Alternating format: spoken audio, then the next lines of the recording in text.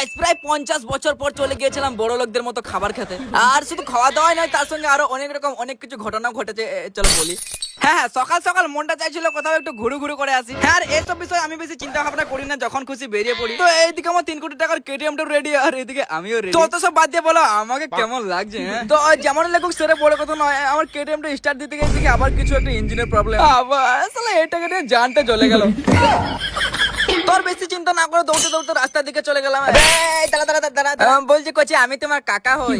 তোমার সাইকেলটা করে আমাকে বাস স্ট্যান্ডে পৌঁছে দিবে? হ্যাঁ না, মানে জীবনে কিছু না পারলেও এরকম মানুষকে পটাতে ভালো পারি, আর ওই মেয়ে পটানোর ব্যাপারটা আলাদা, ওটা পারি না পটাও। আর গাইস তারপর বাস স্ট্যান্ডে এসে 2 সপ্তাহ ওয়েট করার পর আমাদের ট্রেন ঢুকে গেল। তারপর সুন্দর সুন্দর জিনিস দেখতে দেখতে পৌঁছে গেলাম এই জাংশন মলে। কারণ বাইরে যদি রোদে রোদে ঘুরে বেড়াই তাহলে আমার বাঁদরের মতো মুখটা পুরো ছাগলের মতো হয়ে যেতে পারে। তারপর আর কি কেনাকাটা বাদ দিয়ে সবকিছু দেখাশোনা করতে লাগলাম। ও ওয়াও, চিরুনিটা তো দারুণ আছে। এই হালকা করে চুলটা একটু আঁচড়ে নিই। আর গাইস তারপর একটা সুন্দর বোতলের উপর আমি পুরো ক্রাশ খেয়ে গেলাম। আর রিসার্চ করার পর জানতে পারি এটার দাম আছে 600 টাকা। আমার তো ওই 20 টাকা দামই ঠিক আছে। তারপর পেয়ে গেলাম একটা ভালোবাসার বালি। আর এটা হাতে নিতে কেমন জানি আমার কষ্টে পুরো নাক দিয়ে পানি বেরিয়ে এলো। হ্যাঁ, কারণ একটা গার্লফ্রেন্ডও নাই যে তাকে গিফট করবো, যেখানে জিনিস সেখানে থাক। আর গাইস তারপর আমার খিদে পাইনি, তাও কেমন জানি খেতে খেতে মন চাইছিল, তাই আর দেরি না করে এখান থেকে হালকা পাতলা কিছু অর্ডার করে দিলাম।